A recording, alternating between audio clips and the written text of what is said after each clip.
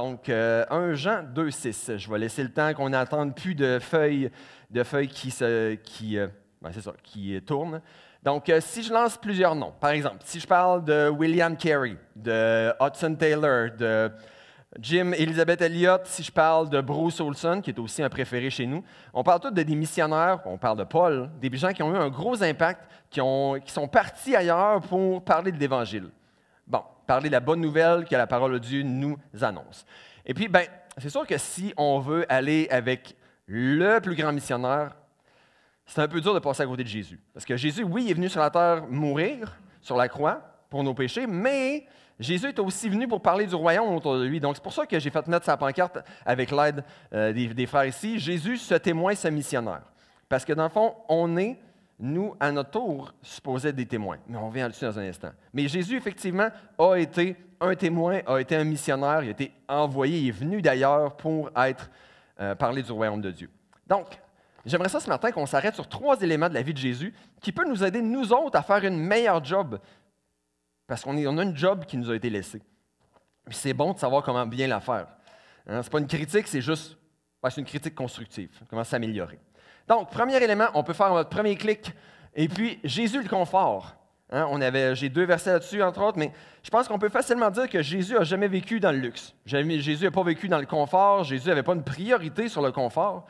Déjà, en venant sur terre, c'était une méchante dégringolade de vivre au ciel. Et en même temps, on voit dans Philippiens 2,7, le texte nous parle que Jésus a laissé derrière une partie de ce qu'il y avait, une partie de l'usage des perfections, de la puissance qu'il y avait quand il est venu sur la terre.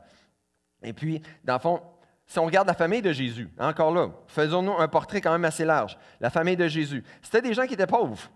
On peut le savoir, pas juste en se disant « Ah, mais peut-être que c'était le cas », non.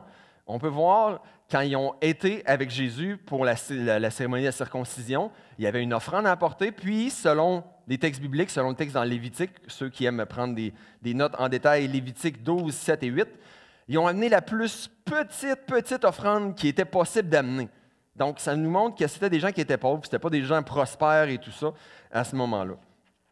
Donc, à ce moment-là, même si on regarde pendant que Jésus était rendu à se promener puis à parler à des foules, on peut dire, écoute, il y avait du succès puis tout ça, puis il devait être riche. Non, encore là, on le voit vraiment qu'il vivait avec les moyens du bord, il vivait avec pas beaucoup. Dans Matthieu 8, 20, entre autres, on peut lire que Jésus dit « Les renards ont des tanières, les oiseaux du ciel ont des nids, mais le Fils de l'homme n'a pas où reposer sa tête. » Donc, Jésus faisait référence que, écoute, j'ai pas un endroit à moi, j'ai pas un endroit où est-ce que... C'était même pas comme Airbnb non plus dans le temps. Fait que c'était comme, il allait puis il trouvait qu'est-ce qu'il y avait qui pouvait marcher. Puis, on regarde pendant le mystère de Jésus. Jésus, il a prêché dans un bateau qui était emprunté. Jésus il a multiplié la nourriture qui avait été donnée, plus qu'une fois. Et puis, dans le fond, Jésus, il a même été enterré dans la tombe de quelqu'un d'autre. Jésus est rentré à Jérusalem sur un âne qui était emprunté. Fait que Jésus n'avait pas plein de ressources à lui pour justement être dans ce ministère-là ou actif. Mais Jésus ne recherchait pas justement le confort. Mais le confort, ce n'est pas uniquement un élément physique. Il y a un élément vraiment plus grand que ça. Puis, Jésus ne cherchait pas le confort dans ses relations avec les gens. Jésus ne cherchait pas à être avec du monde qui était à l'aise, du monde qui était confortable avec eux autres. Puis Jésus aussi ne cherchait pas juste à faire les actions qui allaient comme garder le statu quo, qui allaient garder comme le confort entre lui et les autres, qui allaient le garder lui confortable puis garder les autres confortables. Ce n'était pas la priorité. Jésus n'était pas là pour choquer puis pour déranger tout le monde, mais il était là pour faire ce qu'il savait qu'il devait faire. Il était là pour avec vérité puis avec amour, être en relation avec les gens autour de lui. Donc oui, il y a des fois que sa patience a été vraiment mise au défi par les disciples, entre autres, par d'autres personnes aussi, puis par les foules aussi. Mais si on regarde en résumé, Jésus n'a pas eu beaucoup de confort, pas eu beaucoup de facilité, il y a eu beaucoup d'opposition, puis en plus, il est mort injustement. Il y a plein de versets qui nous disent ça, qui nous racontent ça. Mais dans tout ça, Jésus a continué à suivre la mission que Dieu voulait faire. Il a continué à rester focusé sur qu'est-ce que Dieu voulait faire. Peu importe ce qui allait arriver d'autre. Donc, il savait qu'est-ce qui était important. Et en regardant donc, nous, le texte biblique, Parce qu'on n'est pas juste là pour raconter l'histoire de Jésus, on n'est pas juste là pour raconter qu'est-ce qui se passe à Jésus. Mais Florence, si tu peux nous amener notre application à ce moment-là, hein, un disciple de Jésus cherche l'œuvre de Dieu en priorité, pas son confort. Puis je sais que ce n'est pas populaire aujourd'hui. Puis dans 2 Timothée 2,4, Paul va parler de comment le soldat va pas s'inquiéter ou va pas s'en faire pour les trucs de la vie quand il est au combat. Hein, il va se focusser sur qu'est-ce qu'il est supposé de faire.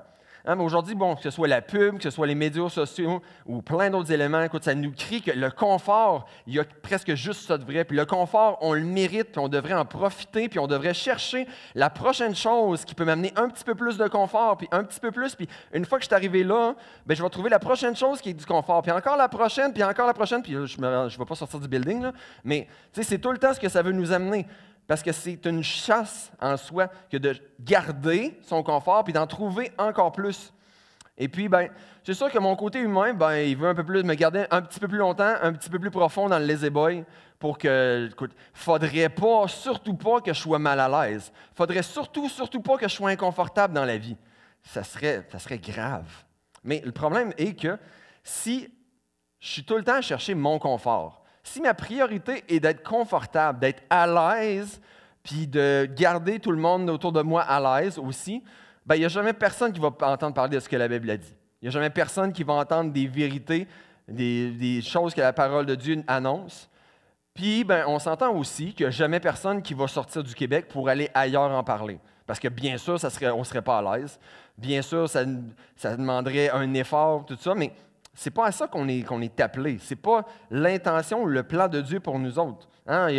Mais si je veux rester dans ma zone de confort, ça ne devrait pas être ma poursuite, ça ne devrait pas être ce que je veux. Mais là, avant qu'on me lapide, ou avant que quelqu'un décide de prendre ses jambes à son cou puis de sortir de la nef ce matin, je ne suis pas en train de dire que ce n'est pas correct d'avoir des loisirs. Je ne suis pas en train de dire qu'on devrait tous vivre un cheveu en haut du seuil de la pauvreté. Ou que d'être riche, c'est parce que nécessairement quelqu'un n'est pas spirituel. Non. On parle de recherche, de poursuite du confort. Donc, ce que je veux amener ce matin avec mon premier point, c'est une question. Une question qu'on peut se poser avec honnêteté et humilité. Hein? Donc, la question est la suivante. C'est que, est-ce que je gère mes finances, mon temps et mes relations avec une priorité sur l'Évangile, une priorité sur Dieu, ou est-ce que je gère mes finances, mon temps, mes relations avec une priorité sur mon confort? Ça, je ne peux pas le répondre pour vous autres, je peux le répondre pour moi. Et j'ai des fois du travail à faire là-dessus, parce que des fois, j'ai des moments où est-ce que, écoute, c'est mon confort que je mets un petit peu plus en premier plan, mais c'est à nous de se demander en tant que chrétien, en tant que témoin de Dieu, un témoin, une personne qui dit qu'est-ce qu'il a vu, qui dit qu'est-ce qu'il a vécu, est-ce que, justement, je cherche Dieu en priorité, l'œuvre de Dieu, ou est-ce que je suis en train de chercher le confort? Mais ce n'est pas tout ce qu'on veut regarder ce matin. Donc, on va avancer au prochain. Merci, Florence. Donc, Jésus et les gens. Hein?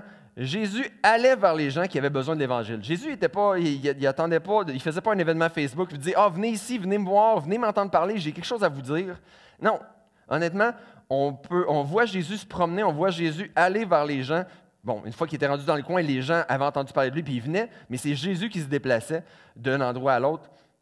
Puis, dans le fond, on voit Jésus qui a approché des gens, plein de gens avec qui il aurait pu ne pas être confortable pantoute. Hein?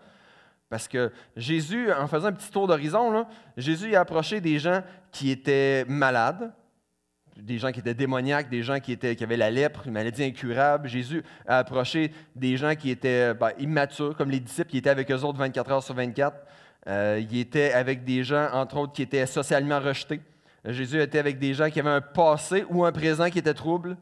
Jésus a aussi été avec des gens qui étaient dans le deuil, des gens qui étaient dans la joie. Il était avec des gens qui avaient peu d'éducation, des gens qui avaient beaucoup d'éducation. Il était avec des gens qui étaient très religieux, des gens qui ne l'étaient pas pantoute.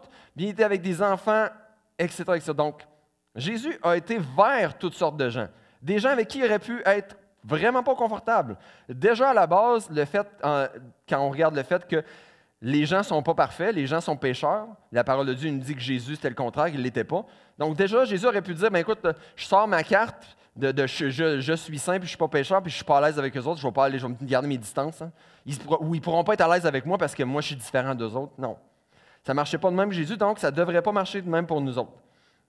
Il y avait une mission envers ces gens-là, comme des malades ont besoin d'un médecin, comme si le médecin, bon, peut-être pas le médecin qui va vers les malades, nous autres aujourd'hui, c'est nous autres qui va chez le médecin, mais l'image à ce moment est un petit peu différente. Mais effectivement, lui allait vers eux autres pour une raison précise. Hein? Puis on va faire un clic, puis dans le fond, c'est parce qu'un disciple de Jésus cherche à aller vers les gens. Hein?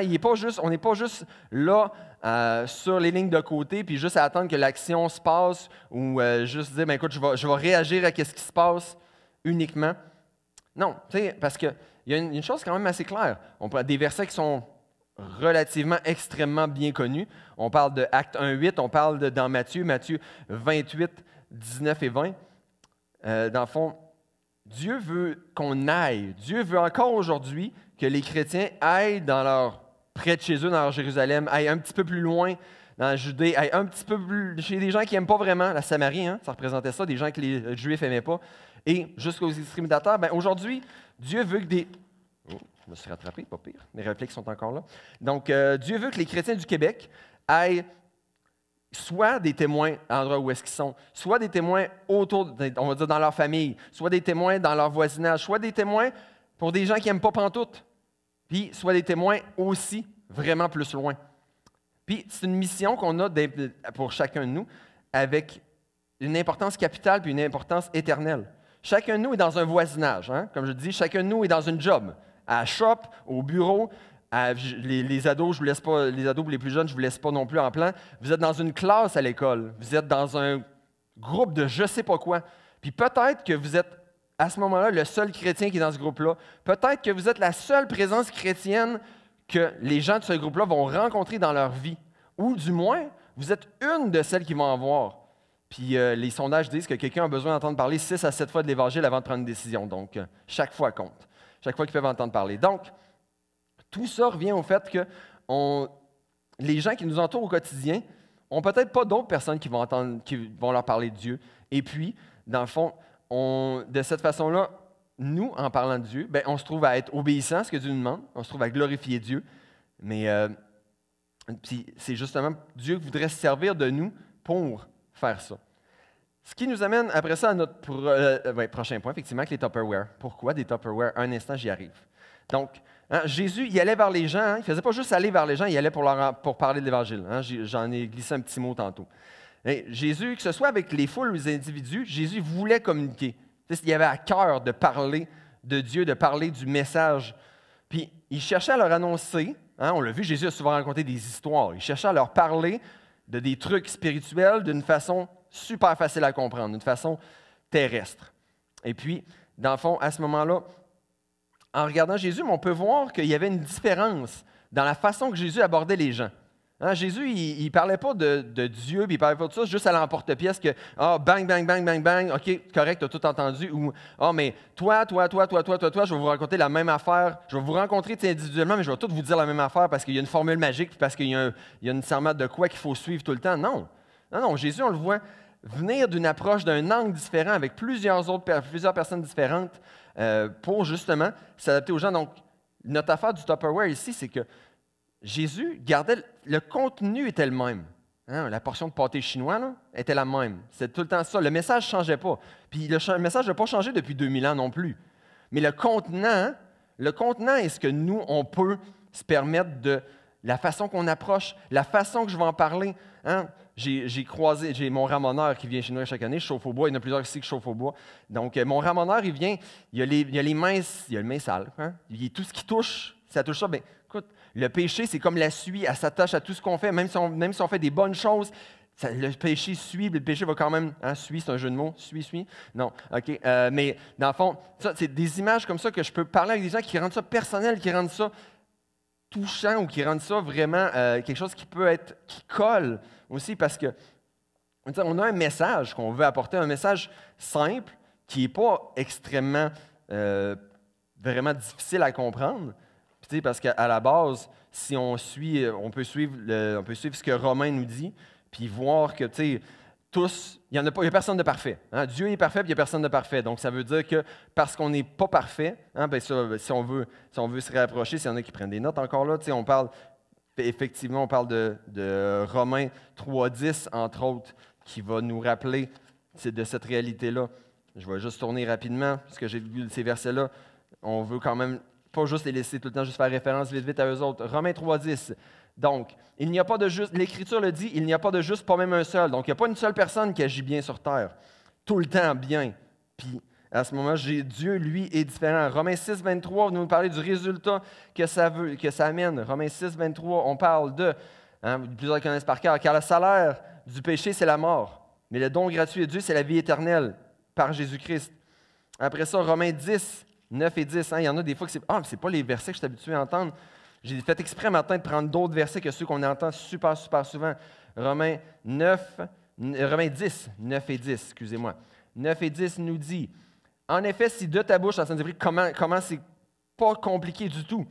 Si de ta bouche, tu déclares que Jésus est le Seigneur, et si dans ton cœur, tu crois que Dieu l'a ressuscité des morts, tu seras sauvé. Car celui qui croit et déclare de ta bouche, Dieu le sauve. Bon, on va finir en reculant un petit peu, Romains 8, 1, qui vient nous parler, qui dit « Maintenant donc, il n'y a plus de condamnation. » Une fois que quelqu'un a cru en Dieu, il n'y a plus de condamnation. Puis ça va rester de même parce qu'on est entre les mains de Dieu. Donc, ça, c'est le côté simple, le message qu'on a à annoncer parce que on s'en fait une petite parenthèse de côté. Tu sais, je l'ai déjà entendu à plus qu'une occasion. Dans le fond, mais on va parler de Dieu, on va témoigner, mais on va utiliser des mots si nécessaire. C'est une petite maxime que j'ai entendue des fois, témoigner, utiliser des mots si nécessaire. Puis c'est pas mauvais, mais je suis quand même pas content avec ça, parce que on peut agir, montrer de l'amour à plein de monde. On peut agir bien, faire des choses parce que, écoute, ce ne serait pas mon réflexe, ce ne serait pas naturel, mais je vais le faire parce que j'aime Dieu, parce que je veux me montrer l'amour de Dieu. Mais ça ne parle pas d'évangile, ça ne parle pas du message que je viens de vous parler vraiment rapidement. Ça ne parle pas du tout de ça. Ça peut amener vers là, tranquillement, pas vite, mais il y a bien des gens qui se disent « Hey, écoute, c'est fun, il est fin avec moi. » Puis, il est juste fin. C'est vraiment quelqu'un de fin, puis vraiment quelqu'un de gentil, puis un bon gars ou une bonne fille. Puis, ça peut juste pas aller plus loin. Mais, d'un autre côté, ma job, ma mission, c'est de parler de l'Évangile, c'est d'être à l'offensive. C'est pas d'être resté en défense, c'est vraiment d'y aller puis de faire quelque chose. Pas offenser, là, c'est pas le principe que je cherche, mais être en mouvement, y aller, faire. C'est la job qu'on est supposé d'avoir, nous. Puis, dans le fond, on est supposé de chercher à maximiser ce qu'on va pouvoir aller cliquer là puis à nous avoir au tableau, au mur. C'est qu'un disciple de Jésus cherche à maximiser les opportunités pour l'Évangile. Donc, les vérités qu'on a vues dans les versets-là, je veux chercher à les rendre justement, à se faire qu'ils collent quand je les dis à ces gens-là. Donc, mon exemple avec le ramoneur, j'ai déjà eu un exemple aussi avec, je m'en allais à un chalet avec Isabelle, histoire d'amoureux. On allait à un chalet, puis c'était au fond d'un chemin forestier, puis il venait de neiger. Puis écoute, on s'en allait avec nos bons pneus d'hiver, avec notre petite Honda Odyssey, puis je me suis dit, on va se rendre, ça va être correct. Non, on ne s'est pas rendu. J'ai fait 100 mètres à peu près, puis là, je me suis mis à reculer, puis là, je freinais, puis ça patinait en reculant. Là, j'étais comme dans le trouble. Je parlais avec la madame, elle me dit, je vais envoyer mon voisin avec son 4x4, il va venir vous chercher. 4x4, ça allait bien aller. Effectivement, ça a bien été, mais je parlais avec le monsieur le lendemain matin, je lui dis, hey, mais la situation d'hier soir, ça me fait penser à ce que la Bible a dit, puis tu sais, j'avais mes bonnes œuvres, j'avais l'intention, mes bonnes intentions, puis que ça allait marcher avec mes pneus d'hiver. Hein? Non, ça prenait le 4x4. Comme pour le salut, ça prend Jésus, ça ne peut pas être par mon propre moyen. Il y a une seule façon. C'était juste le 4x4 qui pouvait m'amener au chalet, comme il y a juste à travers Jésus que je peux aller au ciel, que je peux être avec Dieu pour l'éternité. Donc, mais c'est des trucs quand même, puis ça nous demande un effort. Oui, il faut prendre le temps, il faut prendre 30 secondes, 5 minutes pour y penser, pour y réfléchir. Comment est-ce que je pourrais parler à Robert? Comment je pourrais parler à Georgette? Comment je pourrais parler à Sylvain? Puis, mais écoute, lui, il aime le golf, ou elle, il y a telle affaire qui colle, puis peut-être qu'avec le tricot, il y a peut-être quelque chose que je pourrais parler. Mais ça, c'est juste un effort, puis c'est une question de passion, une question de vouloir.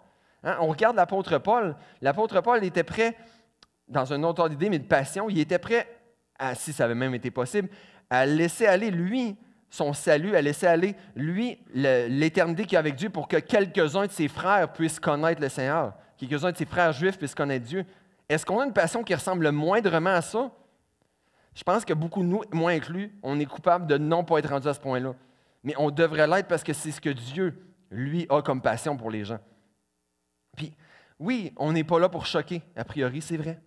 Notre job, Dieu n'a pas dit de, écoute, pitcher les choses dans la face des gens, pelletez-leur l'Évangile en pleine face, puis le reste, écoute, faites-vous-en pas. Non, c'est pas ce que Dieu voulait pour nous. Dieu veut qu'on communique. Dieu veut qu'on l'apporte, puis que oui, ça soit que la façon de le faire, ainsi que le contenu, le glorifie, montre comment il est. Puis non, on ne veut pas juste donner l'impression aux gens que Dieu est quelqu'un avec un bat de baseball qui attend juste pour les taper derrière la tête. Non. Hein? Si ma façon de parler de Dieu donne cette impression-là aux gens, il y a un problème. Ce n'est pas supposé d'être comme ça. Donc, hein, on veut faire attention. On voudrait être comme un thermostat. Hein? On veut pas mettre la température, la crinquer au bout, mais on veut savoir monter à travers priant, en étant attentif, monter des fois la température juste un petit peu plus que la zone de confort. Hein? Juste monter la température un petit peu. On ne va pas juste se comporter comme un thermomètre spirituel, d'être comme « Oh, mais dépendant comment la conversation en va, ben je vais voir comment m'ajuster ou ça, ou je vais juste suivre où est-ce que les gens vont. Hein? Ah, puis si un jour les gens parlent de Dieu, ah ben là, je vais en parler au bout. Là. Mais sinon, que j'en parlerai pas, non. Je ne vais pas être un thermomètre puis juste être comme montrer à quel niveau la situation est spirituellement. Je veux être un thermostat. Puis le thermostat, des fois, on le monte, puis des fois, on le rebaisse. Mais ça m'étonnerait que vous laissiez le thermomètre tout le temps en bas à longueur de journée quand on est en hiver. Hein? Il y a besoin de chaleur, mais ça, comme les gens ont besoin de l'Évangile. Donc, ce n'est pas le temps de baisser le thermostat à zéro puis juste dire, écoute, non, écoute, je vais rester dans ma zone de confort, je vais rester tranquille, puis on advienne que pourra. S'il y a quelque chose qui me tombe, qui m'arrive sur un plateau d'argent, OK. Mais sinon, écoute, je ne veux pas être inconfortable. Ça, j'ai pas le temps, c'est pas ma priorité. Ce serait un petit peu un problème si ce n'est pas ma priorité.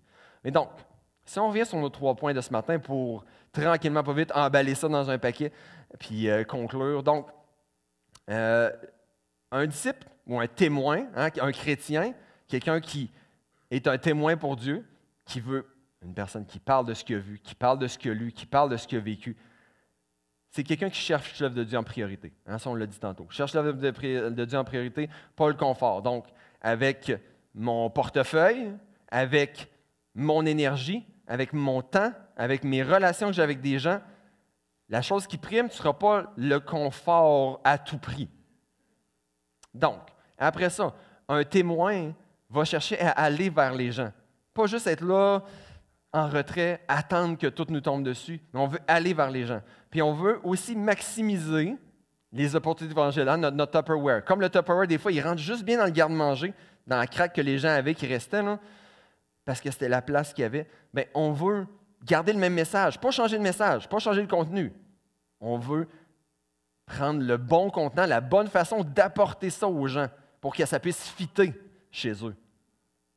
Ce n'est pas une réclame là, pour Tupperware, c'est juste que c'était bien utile comme image à ce moment-ci. Donc, et puis, justement, je veux à ce moment-là conclure sur 2 pensées.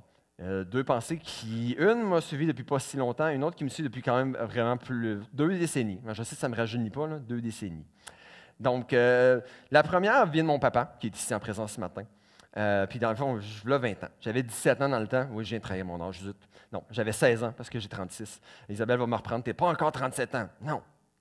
Donc, cela dit. Effectivement, donc, il me parlait, on s'en allait en auto. J'avais 17 ans, j'étais comme, papa, moi, ça me gêne de parler de l'Évangile. C'est pas évident, c'est pas facile, je suis pas confortable.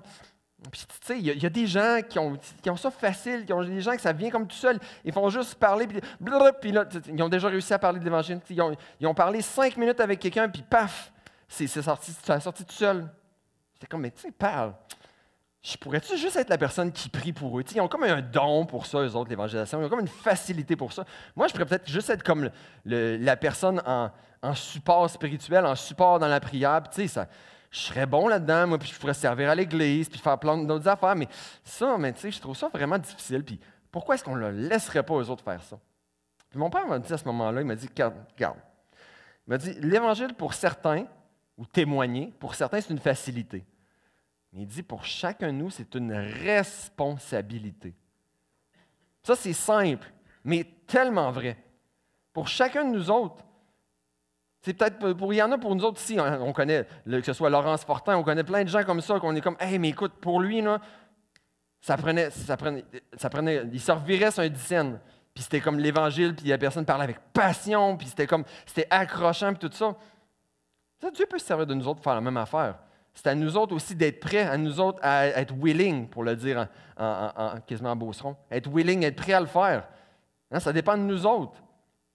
Mais ça reste à la base une responsabilité, même si ce n'est pas facile. Il y en a pour qui c'est plus facile, oui. Il y en a d'autres pour qui ce n'est pas facile. Mais si les gens pour qui ce n'est pas facile le font plus souvent, ça va devenir plus facile, parce que c'est en forgeant qu'on devient forgeron. Hein? Ça aussi, on la connaît bien, cette expression-là. Donc, moins je le fais, plus ça va être difficile, c'est sûr et certain. Donc, ça, c'est ma première pensée. La deuxième pensée, c'est quelque chose que j'ai lu dernièrement, qui parlait de l'histoire de Jacob en particulier, dans Genèse 28, 20, 21. Hein, à ce moment-là, on connaît Jacob et Ésaü, ça allait comme pas super bien entre ces deux frères jumeaux-là. Jacob avait ses torts, mais Jacob part de la maison, puis il se ramasse à un endroit où est-ce qu'il prie.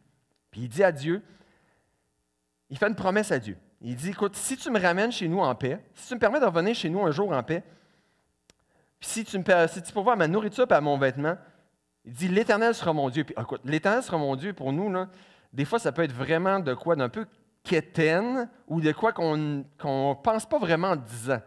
Parce que l'Éternel sera mon Dieu, là, ça inclut que Dieu est ma priorité 1, 2 puis 3. Hein, ça inclut que Dieu, c'est le boss, Dieu, c'est le chef. C'est que Dieu, là, être Dieu, puis si l'Éternel est mon Dieu, ça veut dire que c'est Dieu qui décide dans ma vie. Ça veut dire que Dieu va avoir le droit de parole dans ma vie, que Dieu va avoir carte blanche. Hein, on ne peut pas avoir quelqu'un qui est notre Dieu puis décider d'un autre côté, quand je vais faire ma petite affaire, je vais faire des affaires de la façon que moi je veux. C'est pas même que ça marche en réalité quand on parle d'un Dieu, quand on parle de quelqu'un qui est mon Dieu. Donc, Jacob, il disait que peu importe, je vais donner carte blanche. Si tu t'occupes de me donner la nourriture, le vêtement puis la paix, moi, tu vas être mon Dieu, puis c'est toi qui vas être le boss. Petit sondage ce matin. À main levée, j'aimerais ça vous sonder. Qui de vous ce matin a des vêtements? Moi, j'en ai. C'est pas comme la toche de l'empereur, là. J'ai des vêtements et je le sais. Donc, vous avez tous. Puis je pense qu'on a tous des vêtements assez pour même demain, puis pour la semaine, puis il y en a peut-être de nous autres qui ont des vêtements pour 2 semaines si le lavage a été fait hier. Donc, à ce moment-là, un point quand même pas si pire. OK. Qui de nous a la nourriture? Moi, j'en ai assez. Le bedon n'est pas si gros, mais quand même, j'en ai assez. Puis hier, j'en ai eu beaucoup. Pour ceux qui étaient ici hier, il y en a eu beaucoup aussi. Puis il y en a eu plus qui auraient pu en manger même. Donc, on a abondance là-dessus. Puis, qui de vous, quand il sort le matin de chez eux, n'est pas inquiet d'avoir un missile ou d'avoir une bombe qui tombe ou de se faire attraper puis envoyer en prison? Moi, en tout cas, oui. OK. Fait que basé là-dessus, si on se fie... Il y a un fils qui n'est pas d'accord avec son père, là. Je pense qu'il est quand même en sécurité. OK, c'est trop le fun de profiter des occasions de même. Donc oui, hein, on a tous ces 3 éléments-là. Donc, si on se base sur l'exemple de Jacob, on devrait être chacun de nous prêt à donner carte blanche à Dieu. On devrait chacun de nous être prêt à faire peu importe ce que Dieu veut, peu importe ce que Dieu voudrait. Puis ça inclut, oui, de témoigner, ça inclut d'être un témoin de qualité, de faire une bonne job dans ça. Puis ça peut inclure pour certains de nous autres, effectivement, de devenir missionnaire, d'être envoyé par une église pour aller parler de Dieu ailleurs. Puis ça reste notre mission à nous. Mais oui, est-ce que je vais laisser l'Éternel, est-ce que je vais laisser Dieu être Dieu, mon Dieu, ou est-ce que d'un autre côté, je vais dire que c'est mon Dieu, mais je vais faire ma vie à ma façon, tout ça. Donc, qu'est-ce qu'on attend de plus? Qu'est-ce qu'on attend plus que le vêtement, la nourriture et la paix pour obéir à Dieu, sans mettre plein de petites conditions? Hein? Que ce soit ici ou plus loin, puis d'être comme Ésaïe dans l'Ancien Testament, puis d'être juste prêt à dire, écoute Dieu, je suis là, envoie-moi, utilise-moi, fais ce que tu veux avec moi.